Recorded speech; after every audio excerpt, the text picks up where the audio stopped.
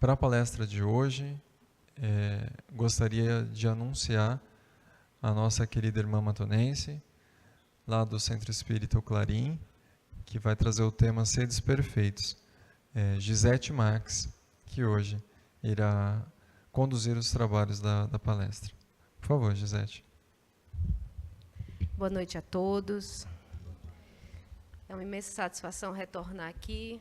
Acho que já tem mais ou menos um ano que eu vim aqui discorrer, falar com todos. Bem, hoje, como o Marcos falou para vocês, nós vamos conversar um pouquinho acerca do capítulo 17, Sede Perfeitos. E é interessante a gente entender o propósito desse capítulo. É interessante a gente entender o propósito desse capítulo, porque a gente vai ver que, em alguns momentos, a gente se pergunta assim, será que eu estava estudando corretamente? Porque, na maioria das vezes, a gente só lê e interpreta dentro do nosso achismo. E, às vezes, a gente não tem a noção, né, que é interessante pesquisar, é interessante buscar, né, os porquês.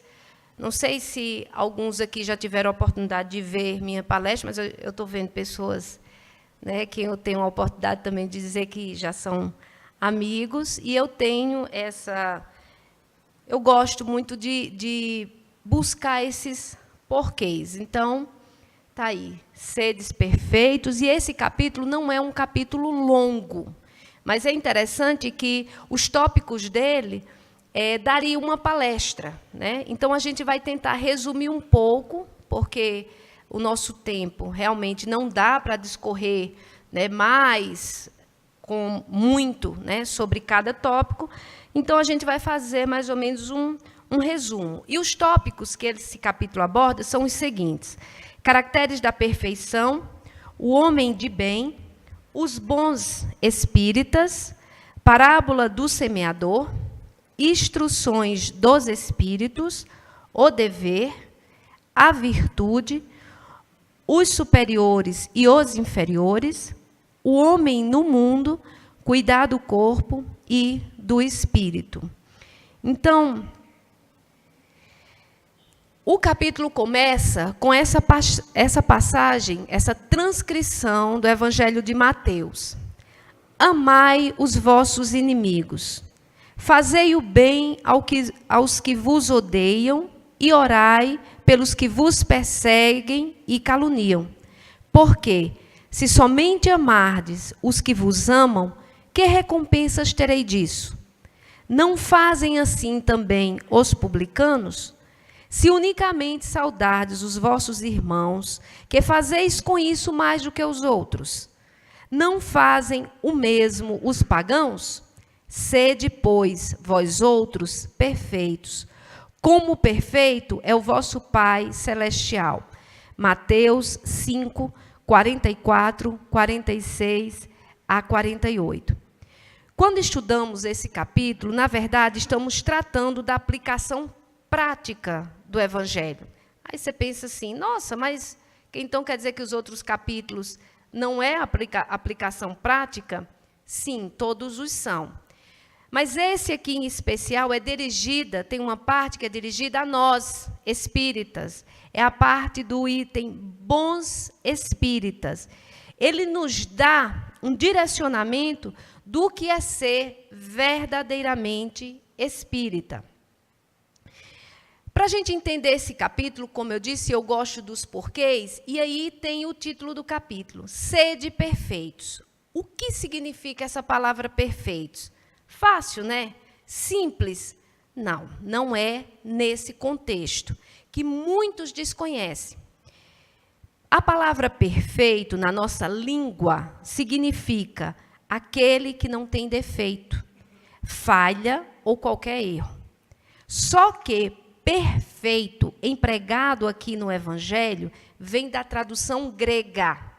Ou seja, a época de Jesus, o idioma era o hebraico e o aramaico, língua morta. E a tradução desses evangelhos foi feita pelos gregos, porque o hebraico e aramaico já não existe mais, é uma língua pobre. É uma língua pobre. Então, a palavra perfeitos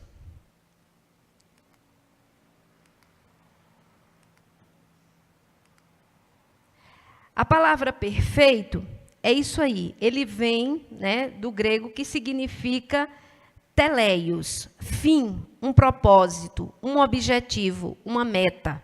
Significa cumprir um objetivo, solidez consumada. Inclui a ideia de ser inteiro.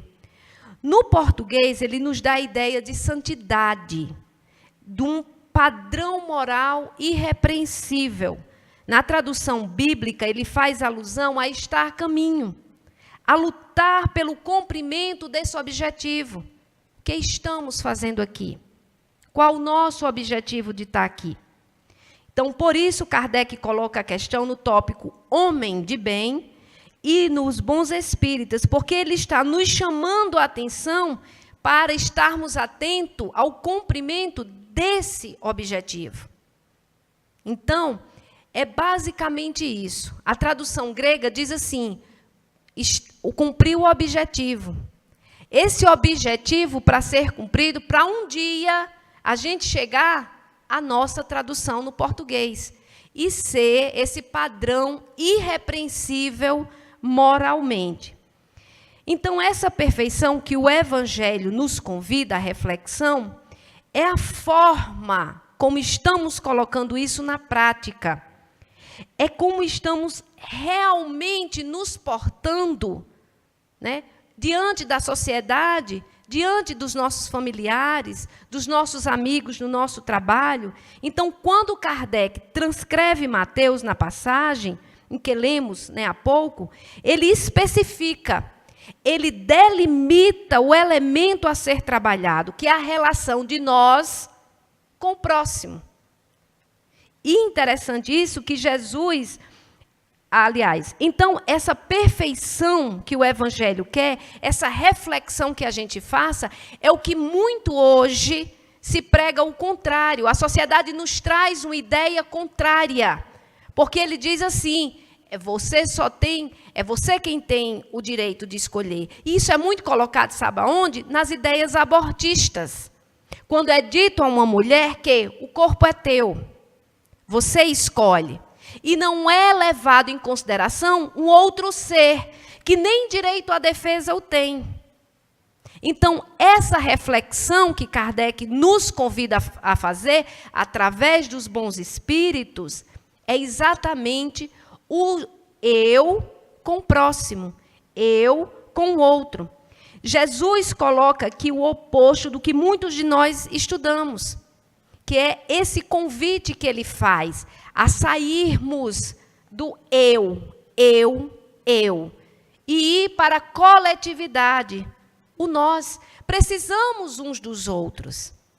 Nós vivemos em coletividade, mas muitas vezes não agimos como deveríamos. Não agimos com essa perspectiva do coletivo. Por quê? Porque os nossos interesses é quem vem em primeiro lugar. As nossas necessidades vêm em primeiro lugar. E, muitas vezes, o do outro nem vem. Contextualizando a época, esse trecho que a gente viu há pouco, ele destaca 3 personagens. O inimigo, o publicano e o pagão.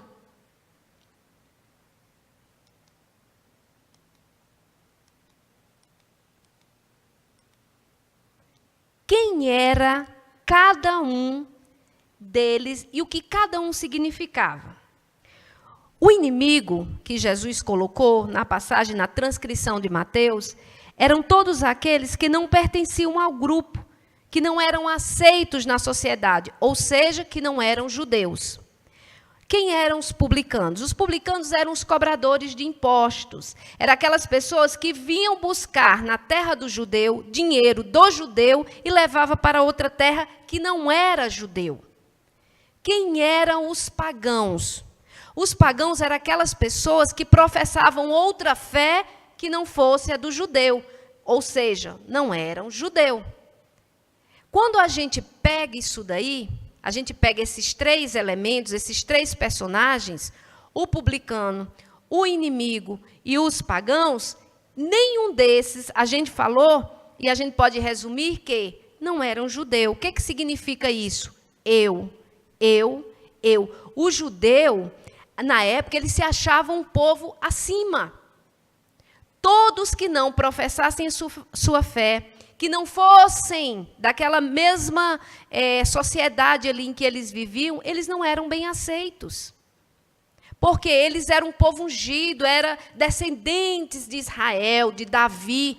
Então, ele era o povo escolhido por Deus. E Jesus veio dizer ao contrário. Jesus veio dizer, não existe melhores nem piores, estamos todos. Quando ele diz assim, não fazem também isso os publicanos? Não é assim que agem os pagãos? Ele está dizendo, todos agem igualmente. Porque o judeu se acha melhor do que os outros? Porque vocês, fariseus, acham-se melhores do que os outros? E é interessante que Jesus contextualizava em cima dos textos do Velho Testamento, porque o judeu, ele dava muita importância às Escrituras. E Jesus não falava em cima do achismo, muito embora o que Jesus falasse era de um conhecimento fantástico, mas ele falava em respeito às Escrituras e com conhecimento. E era isso que ninguém podia contestar, porque ele mostrava o conhecimento. É interessante entender que quando Jesus diz, amai os vossos inimigos, na verdade, ele quer que façamos um exame. Quem é realmente o nosso inimigo? Será que inimigo é aquele que não comunga da mesma ideia que nós? Não tem a mesma religião que nós? É isso que Jesus nos convida à reflexão. E, na maioria das vezes, em tese, inimigo são aquelas pessoas que nos ajudam muito. Porque vem aquela crítica ferrenha que nos obriga a refletir acerca das nossas atitudes. Que nos obriga a refletir acerca de nós. Então, quando a gente faz essa reflexão e a gente tem uma possibilidade ali de melhora, aquele suposto inimigo nos auxiliou. Porque ele nos mostrou uma falha que comumente a gente não percebe, porque é mais fácil olhar a falha dos outros. Então, a gente faz essa reflexão e chega a dizer assim, nossa, eu estava errado. E aí essa reflexão faz com que você mude uma postura, possa se melhorar. E quando você aproveita essas críticas, né, desse suposto inimigo, você cresce muito, você melhora muito. E é interessante que eu estou meio atrasada em relação aqui aos slides. Tem uma questão, ela corrobora com tudo que a gente está falando aqui, que é a questão 895 do Livro dos Espíritos, que Kardec pergunta assim aos espíritos: a parte dos defeitos e os vícios sobre os quais ninguém se enganaria, qual é o indício da imperfeição? Os espíritos respondem de maneira, inclusive no início, bem incisiva, bem categórico: o interesse pessoal.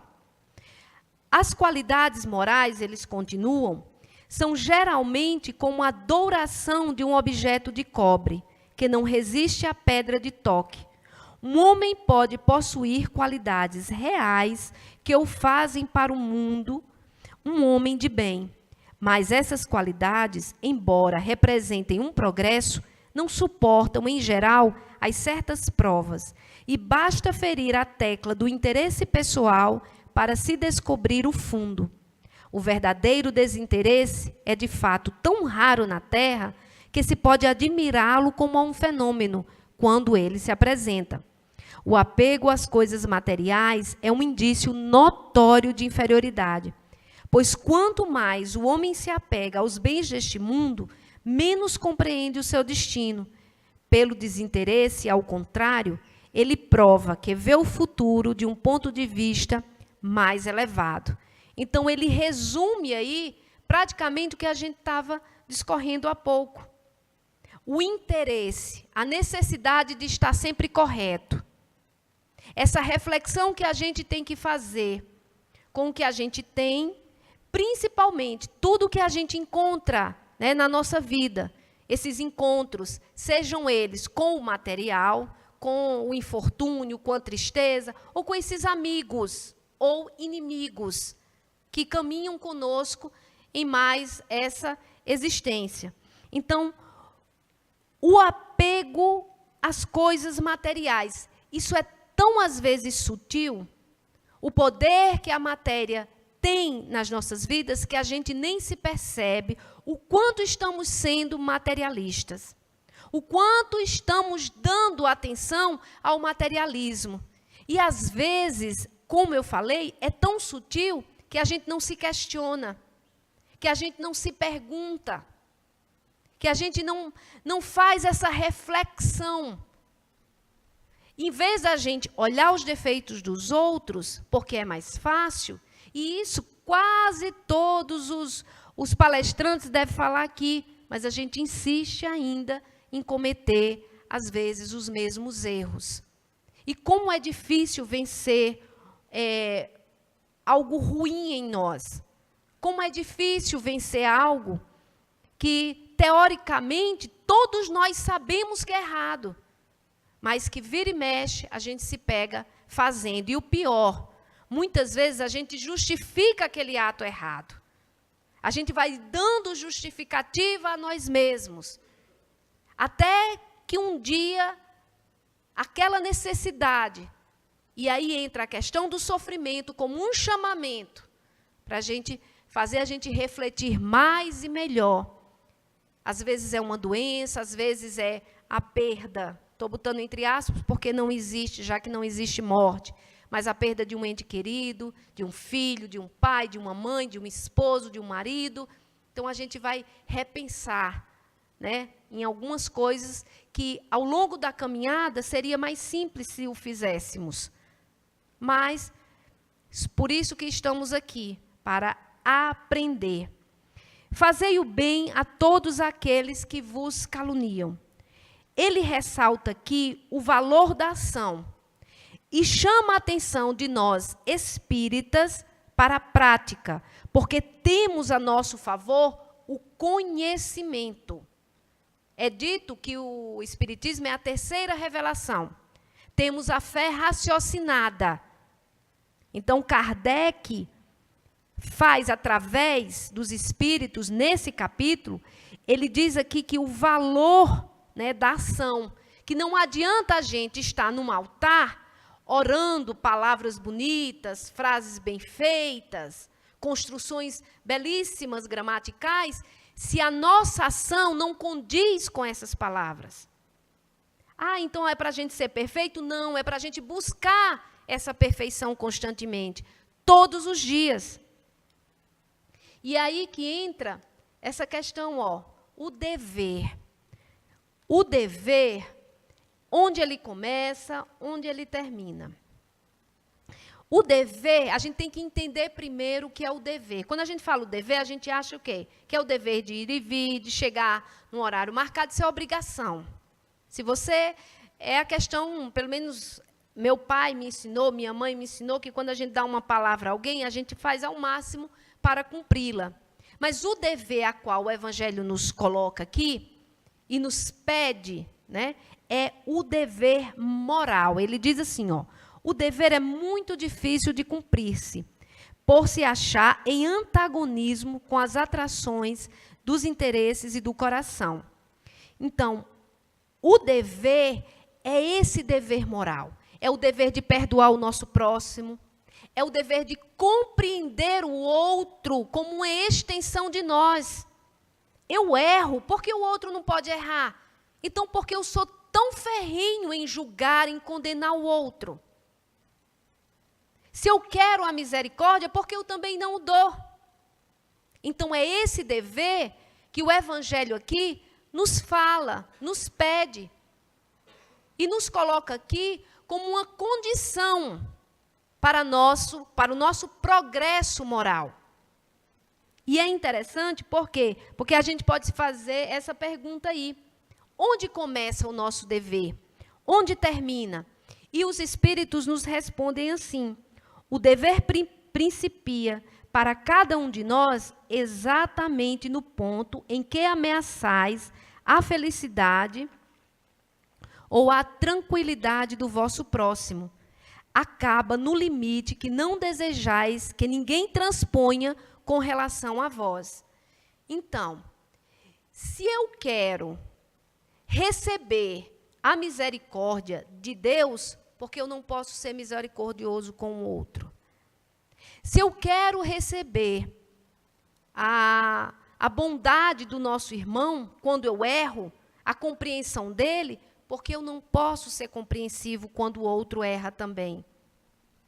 Então, não façais aos outros aquilo que você não queria que fizesse com você. Isso é a base. Começa aí e termina aí. Simples assim. Mas o que é que a gente faz? A gente coloca o que o Livro dos Espíritos há pouco naquela questão que a gente viu, o interesse pessoal. Ele sempre vem principiando as nossas ações. E muitas vezes a gente não se dá conta disso. Sabe por quê? Porque a gente não faz aquilo que Santo Agostinho fez e que ele nos orientou a fazer. Ao término do dia, quando ele ia deitar, ele pensava: o que eu fiz de bom? O que eu fiz de mal? O que eu deixei de fazer? E aí, assim, ele criava nele mesmo uma condição de melhoramento. O que eu fiz de ruim? Fiz isso, isso e isso, eu não devo mais fazer.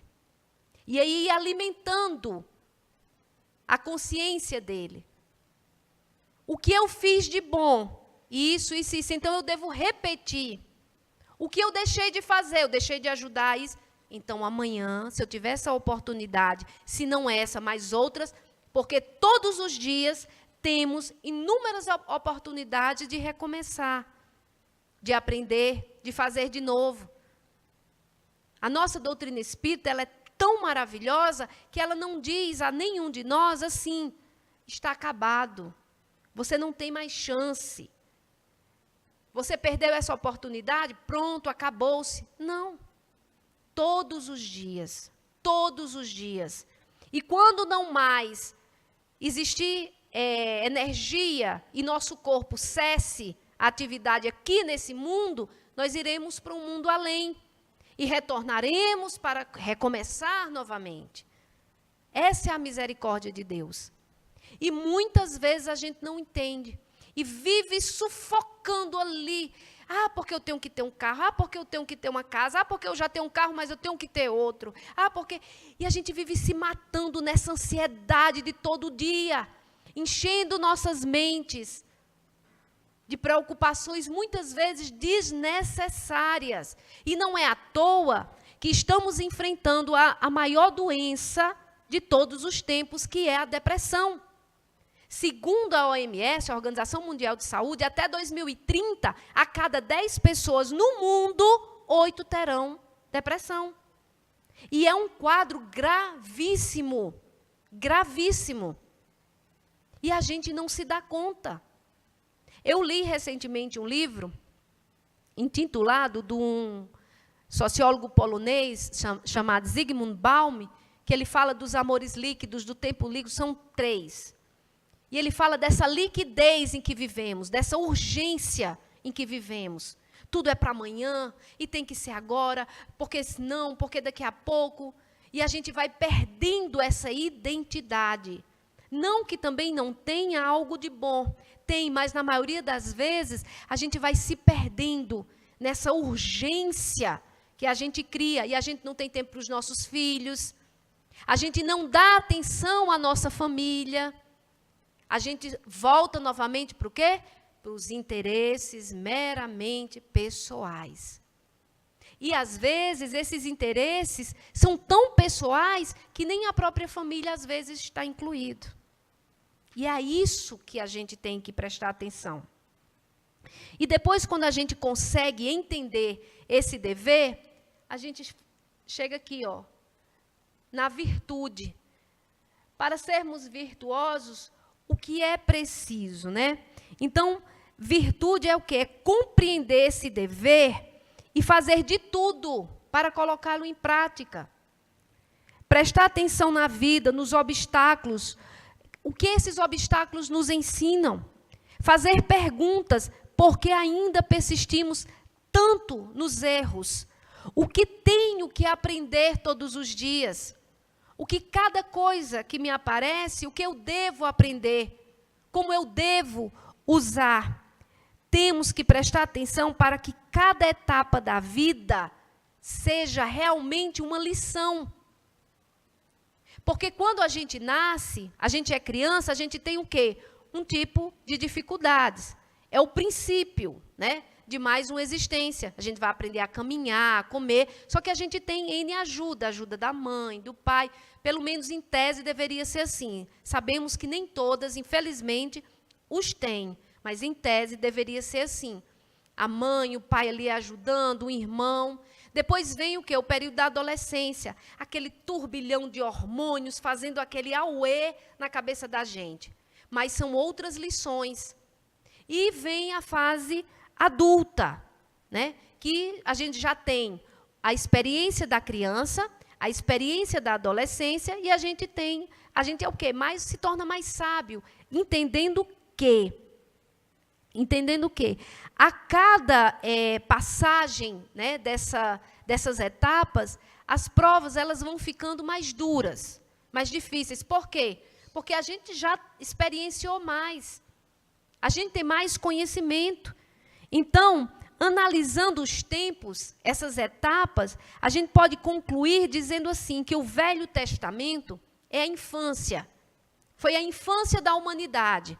Foi quando Deus enviou profetas, espíritos, para trazer ali o conhecimento de todos que existia um Deus, que existia leis, que existiam essas leis divinas. Depois veio o quê? O cristianismo, veio Jesus. Então, podemos dizer que é o quê? A maioridade.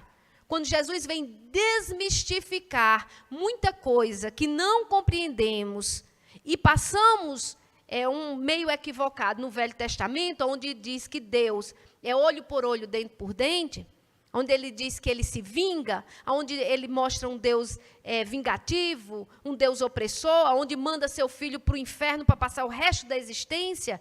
Jesus veio trazer outra proposta. Ele veio trazer a proposta do amor.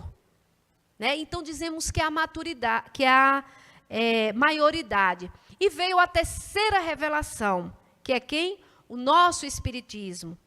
E a gente pode classificá-lo como maturidade.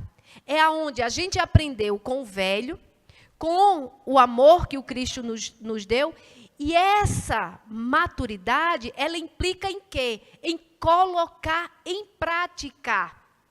Por isso que o Espiritismo é calcado em quê? Reforma íntima.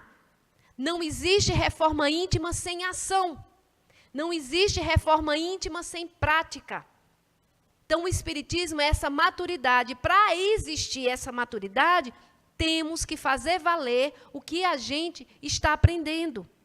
Quando Kardec faz referência ao verdadeiro espírita, ele está ressaltando a nossa responsabilidade.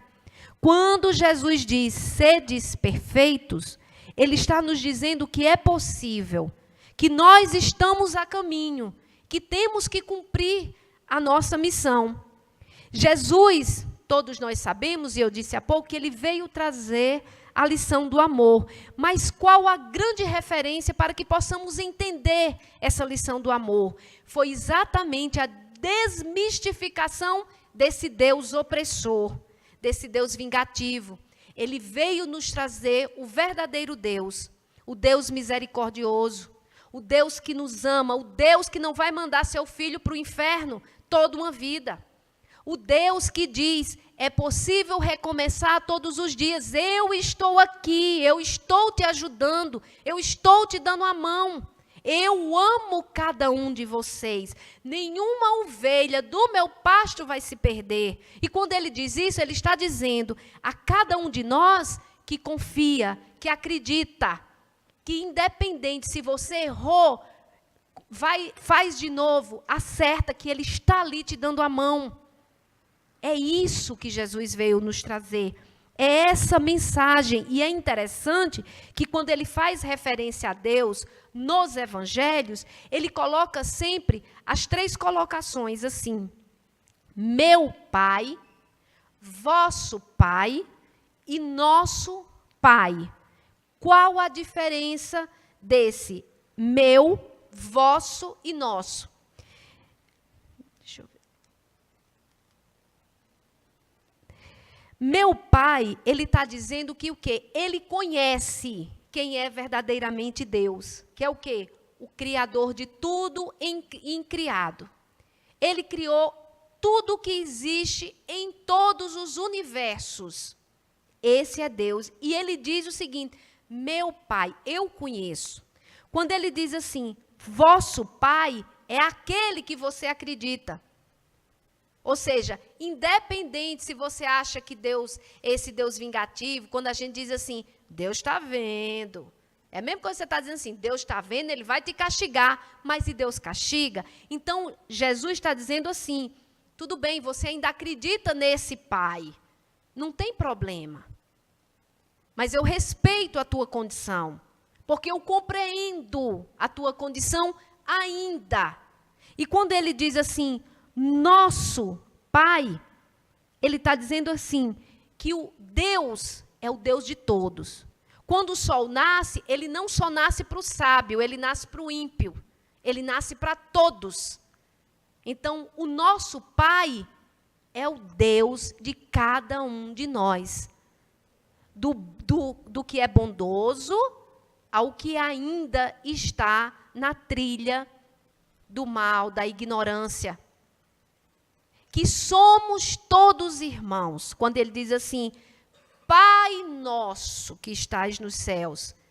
Quando nós dizemos e oramos, estamos reconhecendo Deus como nosso Pai, Pai da humanidade inteira, e cada um que está aqui na terra ou fora dela, em outros planos espirituais, como irmãos nossos.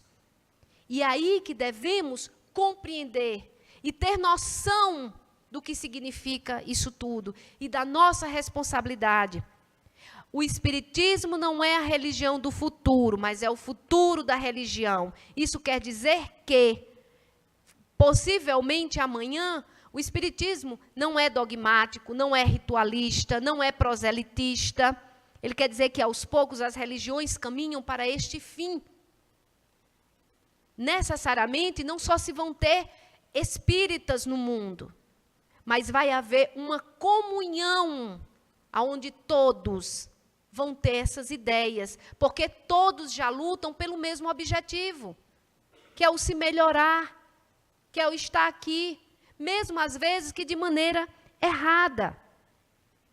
Então, quando Jesus coloca, e nesse capítulo ele coloca, parábola do semeador, ele diz o seguinte, que saiu um homem a caminhar, jogou as sementes numa terra infrutífera, os passarinhos foram e comeram. Jogou entre as pedras não deu para ele crescer. Jogou entre os espinhos sufocaram a semente, até que ele jogou numa terra produtiva, e ali germinou, cresceu. E aí entra essa questão que ele coloca logo em seguida no capítulo, que é o homem no mundo. E ele diz o seguinte, para a realidade da vida espiritual, da reencarnação, nós temos que fazer as nossas escolhas. Então, que terra estamos semeando? Estamos colocando nossas sementes aonde? E a terra é cada um de nós. Então, o que estamos absorvendo? Somos que tipo de terra? A infrutífera? A entre pedras, a do espinheiro, quando somos consumidos pelo ódio, pela raiva de outra pessoa, e que muitas vezes cometemos atos trágicos, suicídios, homicídios, ou já estamos aptos a ser essa terra produtiva, onde essa semente do bem é lançada e ela germina. E como é que a gente sabe disso? Quando a gente consegue parar, por exemplo, uma coisa ruim. Vamos supor que chegue algo, um boato maledicente até nós. Qual é o nosso dever? Que esse ato ruim pare em nós. Que nós não possamos propagar. Então, a gente percebe aí que a gente está se melhorando, que a gente está no caminho certo. É óbvio que vira e mexe, a gente dá uma derrapadinha, cai aqui, escorrega ali, mas a gente tem que levantar e seguir adiante. Então, não basta apenas saber disso tudo. Temos que tornar útil cada conhecimento que chega até nós. Cada conhecimento que no nosso dia a dia é nos ofertado. As nossas ações, os nossos esforços têm que ser compatíveis com tudo aquilo que a gente está recebendo. Se somos espíritas, se estamos tendo a oportunidade de aprender tudo isso, que vamos colocar em prática, que vamos lutar constantemente. E aí Kardec nos fala, empreendei forças para vencer e dominar essas más tendências todos os dias. Tem uma passagem bem interessante, que é na Revista Espírita, que conta que certa vez Kardec trouxe uma carta de uma pessoa que havia viajado para cá, para a América do Sul. E essa pessoa que veio, ela trouxe o Livro dos Espíritos e veio ensinar o Espiritismo aos índios. E um dos índios, chegou e perguntou assim, ora, ele estava falando da reencarnação. Então, ele perguntou assim, quer dizer, então, que o índio pode nascer entre os brancos? Aí o rapaz que estava ensinando disse, sim, sem problema nenhum, com certeza. Como um branco pode também nascer um índio. Então, ele responde o seguinte, então, quando eu encontrar um homem branco, eu não devo fazer guerra a ele, pois ele pode ser um irmão meu reencarnado. Preste atenção, que ele teve a lição e ele absorveu aquela lição, aquele conhecimento. A partir do momento que ele compreende que ele hoje pode ser índio, amanhã ele pode ser branco, amanhã ele pode ser preto, ele passa a nos mostrar o que é uma maturidade. Que é o quê? É você saber do conhecimento e colocá-lo em prática. Isso é maturidade, isso é consciência. Né? Então, essas oportunidades que nós temos, elas são valiosíssimas. Valiosíssimas. É claro que, quando a gente perde essas oportunidades, a gente vai as ter novamente, como foi falado. Só que com um detalhe. Normalmente, às vezes, vem com uma parcela de dificuldade maior. Por quê? Porque a gente não aproveitou logo no início. Então, é justo que ela venha, mas ela traga o quê? Para dizer assim, olha, está vendo como é importante? Por quê? Porque a gente precisa. Né? E é interessante que a gente se pergunte assim, o que eu estou fazendo com o conhecimento que eu tenho? Como eu estou usando? Quantas vezes por dia eu uso esses conhecimentos? Qual o meu esforço para ser perfeito? Ou seja, não aquela perfeição, né, da nossa língua, mas aquela perfeição grega, do cumprir, para cumprir a minha missão. Temos que entender e respeitar que cada um tem o seu tempo.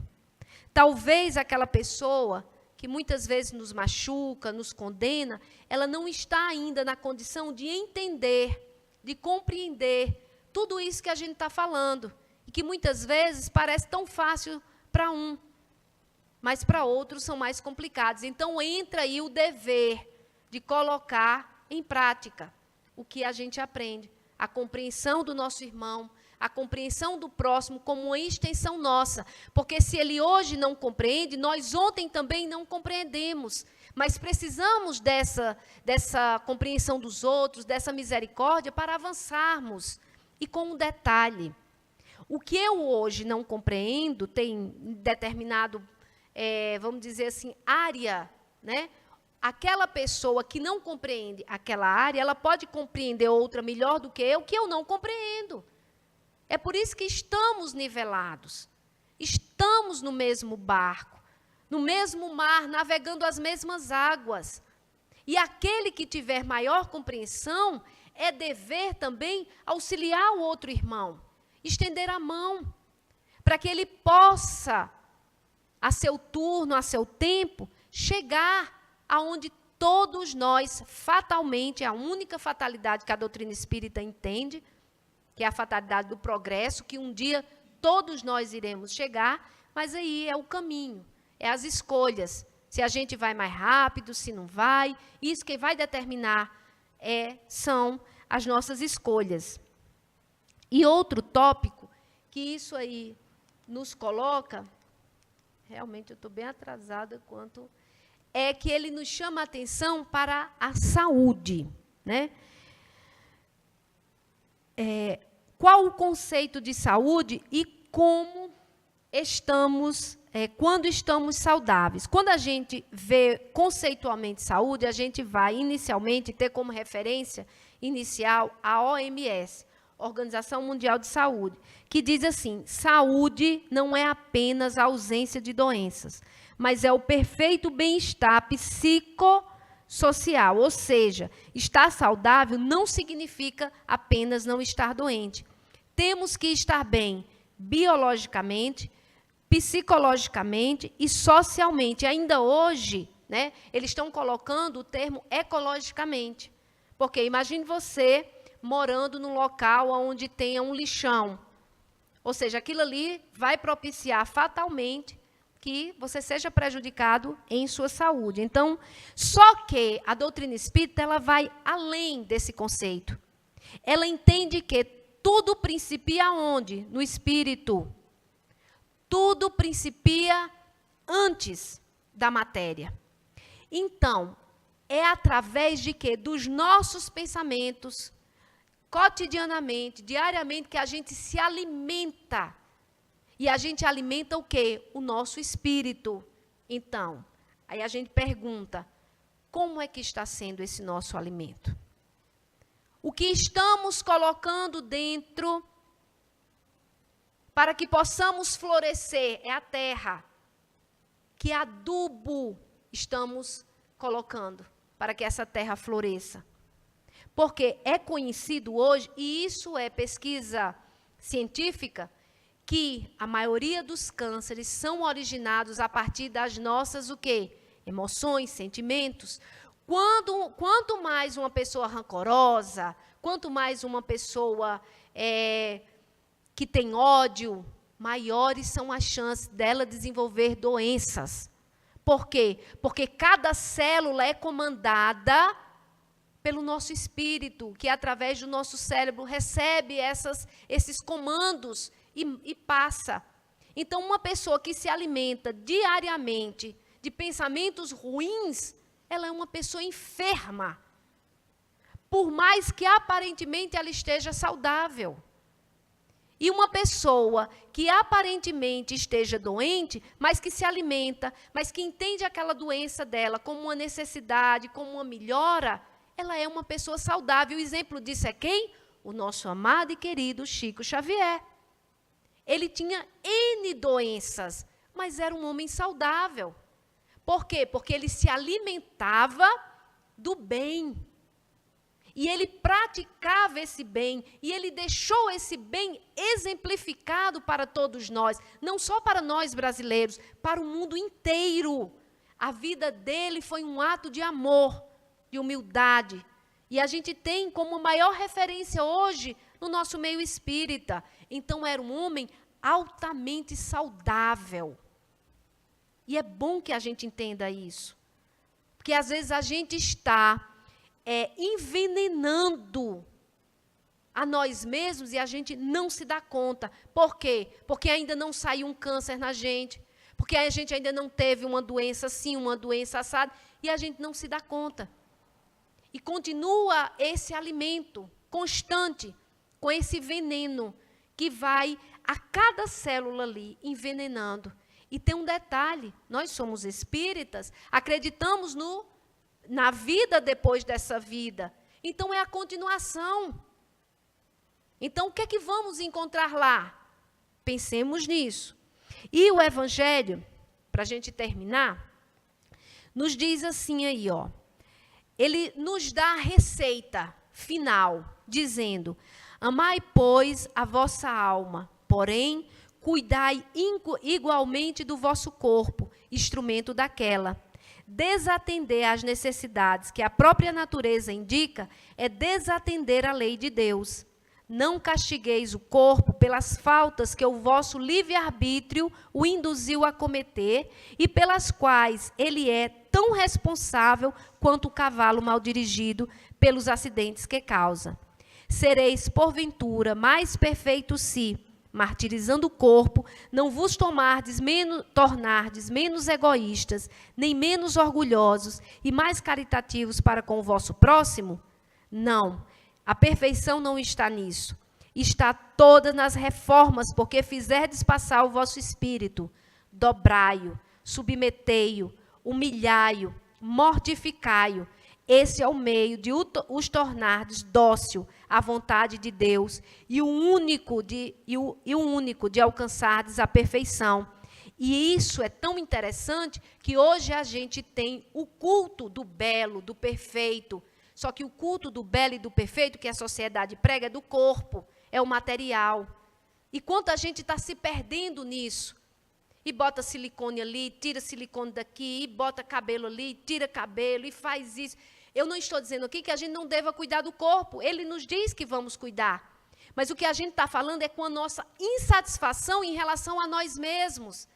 Porque quanto mais a gente coloca silicone, faz plástica daqui e puxa dali, a gente não fica satisfeito. E fica atrás demais. Ai, porque eu estou assim, porque... E a gente perde a noção do quanto prejudicial a gente está fazendo a nós mesmos. E, às vezes, o exemplo que está ficando para o que está em torno de nós. A gente tem que cuidar do nosso corpo, mas principalmente do nosso espírito. E, segundo o que Jesus nos coloca através do Evangelho, é dobrando, é se humilhando, é lutando incessantemente, todos os dias, para vivenciar essa prática. Eu agradeço imensamente, de coração, o espaço, o convite, agradecer a Marcos, né? Então, assim, nosso muito obrigado. Eu vou deixar vocês com a finalização através de uma mensagem do próprio Jesus. Que Deus nos abençoe, abençoe a cada um de nós, que vocês possam voltar para os seus lares melhor do que aqui chegaram e que possam, através do que foi dito, buscar essa reflexão. Eu acho que tem que...